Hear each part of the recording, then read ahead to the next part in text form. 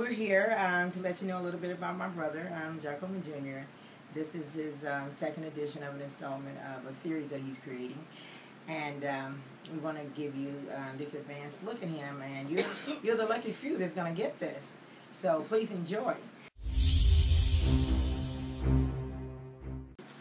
We are from Vicksburg, Mississippi. That's where we were born and raised. We moved to Omaha, Nebraska in 1961.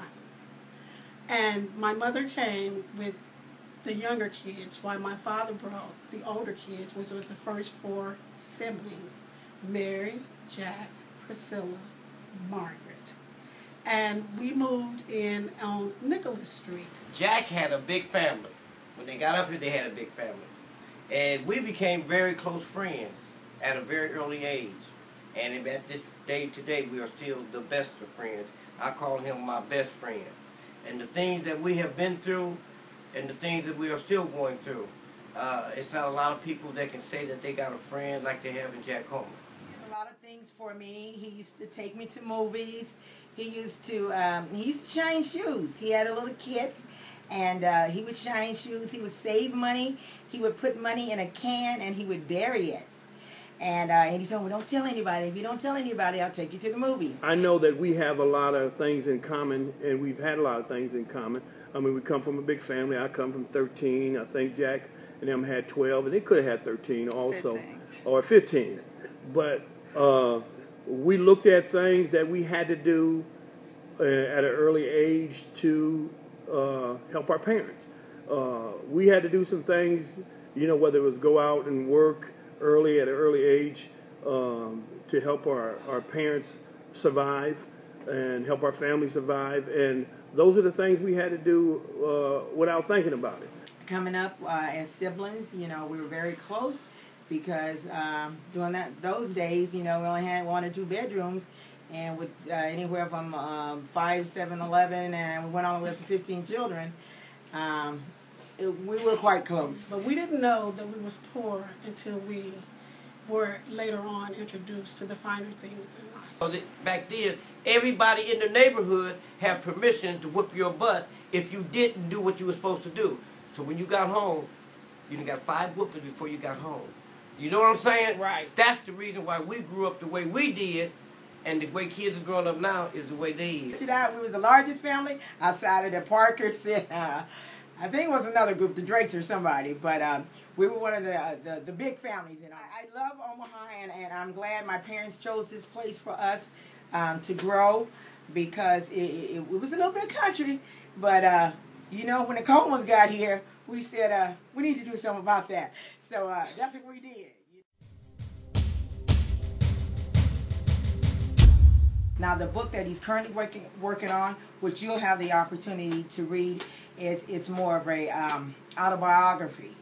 And we just want to give you some little personal notes on Jack Coleman, because, you know, we grew up so close with him. I met Jack down in Kellam Pool, I think it was 1962 or something.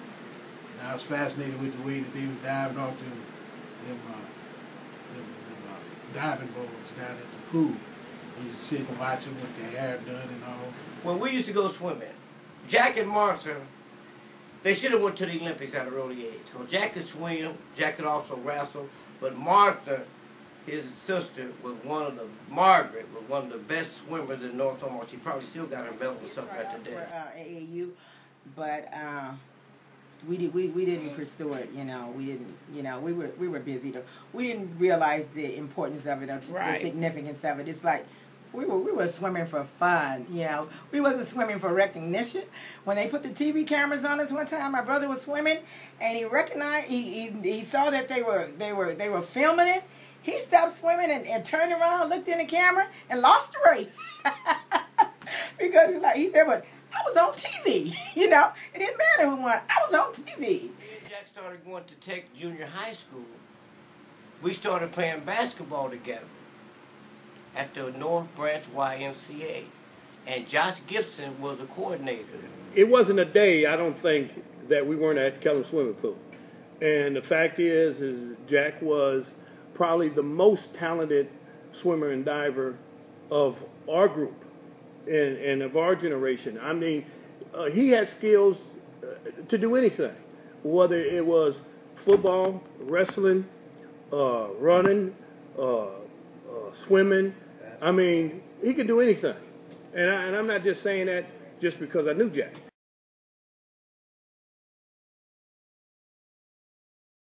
He started out just a poor boy in a cotton field in Vicksburg, Mississippi.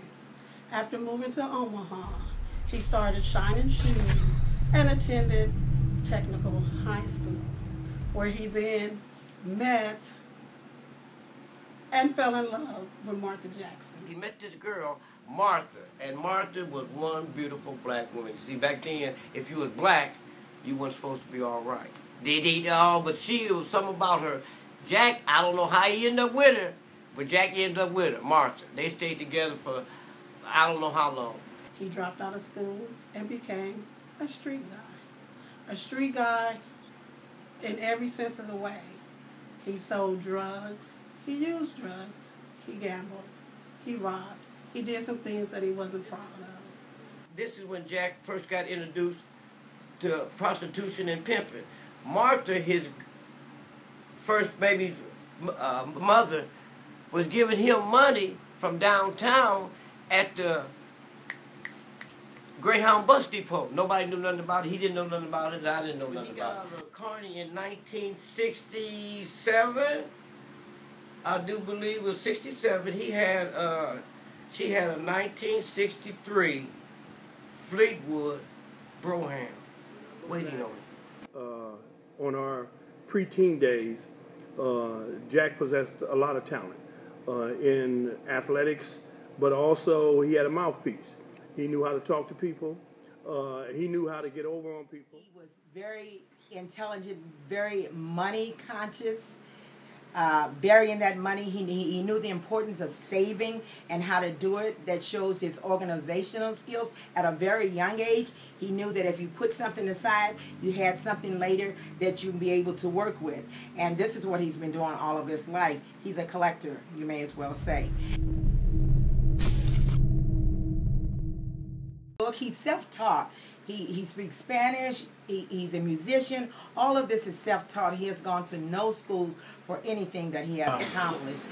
I had an opportunity to first hear Jack play saxophone, or play any instrument for that matter, back in 1975. We were all behind the wall, which we called behind the wall the Nebraska State Penitentiary. And at that time, he was elevated. He was good, but he wasn't really focused on music at that time. Jack and I worked hard to play music. Jack, early in his career, no one really wanted to be bothered with Jack musically because Jack was so big and such a hothead and quite forceful. So a lot of people were intimidated by him and afraid to tell him that he couldn't play, but a lot of the musicians just told him, said, Jack, you can't play. That's probably what makes him so good now. And we would always sit on the yard and talk about, you know, fusion and jazz, and one of his favorites, mentors was Dexter Grove. Everybody used to always say, all he plays is Dexter, but he was good. I was in it for a real long time. I did about 45 years. And all the time I was in there, my buddy Jack Coleman and another person who was in there with me, those was the ones who helped me get through all that trial and tribulations that I had in that joint. I'm telling you the truth. All the time I was in there, them two guys stuck with me through thick and thin. My husband and I, we went to the local social hall and, to attend the concert, which happened to be my husband's birthday also. So it was amazing. I was just so shocked and I was just so surprised. But the main thing is when I saw that he could read music, because I hate to say this, but a lot of people can play music, but they can't read it. And to be able to play the music and read the music, and then I found out that he can write music scores for the piano, for all kind of different instruments. And as the old saying goes, you never can judge a book by its cover, and that happens to be so true. Jack and I cell together for a couple of years, and we would sit and study all the musicians like Stanley Turrentine, Ron Carter, Herbie Hancock, you name it, Dexter Gordon, you name it, Ronnie Laws, and we developed mutually the ability to read, write, arrange, and play. But he did go to school for drug and alcohol counseling. He worked personally alongside with me. I'm the director at the Salvation Army in Inglewood, and my brother would always come and help volunteer and, you know, fix pantry bags to give out groceries to the people that were in need, because he felt the need also to give back, you know. And anything that we needed him to do, he was always there to help us out and help with the kids and a number of things that he's helped us with in Inglewood. He did public speaking.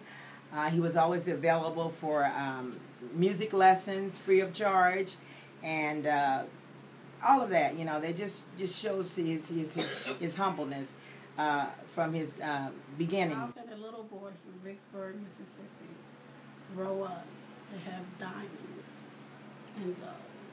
How can a boy from Mississippi have a Rolls Royce? One, but only one, and that's what the license plates read. Only one. Because to come from nothing and to say that I'm finally made it, some would call it conceiting, some would call it arrogance, but it's pure sophistication. Knowing where you are and where you're headed and where you can go. I was so surprised because I knew Jack could play the music and would go out and do such, but I never expected him to change as he did as a person. I was so proud. Jack told me he went to get a degree in his counseling, his drug counseling or whatever, and because he never appeared to me to be the type of person that would eventually leave the world, so to speak, and go to school. The life. The life, right, because he was definitely there. He was a soldier. He was a soldier. He had the stripes. And for him to be, you know, just to change as a person, I mean, he's gone from the B word, the ninja, well, I say the ninja, you know, they use the other word. You know, you can look at it right now and tell that he changed his life around and everything.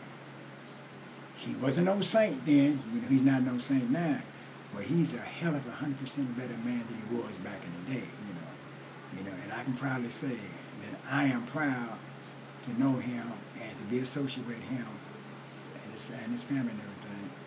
You know, down to say that Jack Coleman is my friend and one of the brothers to me. I don't care what me and this dude Jack Coleman done did in our life. We done some things that we don't even talk about or tell people. You understand what I'm saying? But we had Jesus in our life. God is the main source. You got to have God in your life. If you start a child from here, raise them up, if they go to church, find out about Jesus. Then by the time they get to where they're going, they still got Jesus in their soul and their heart, it's going to be all right. Right. But if you don't know nothing about him, how can you go get anything that you need? Exactly. Because you ain't going nowhere to get the real medicine. You're going to get a Band-Aid to patch something up, right? And you got to go to the source. That's why it is like it is to me, like it is right now.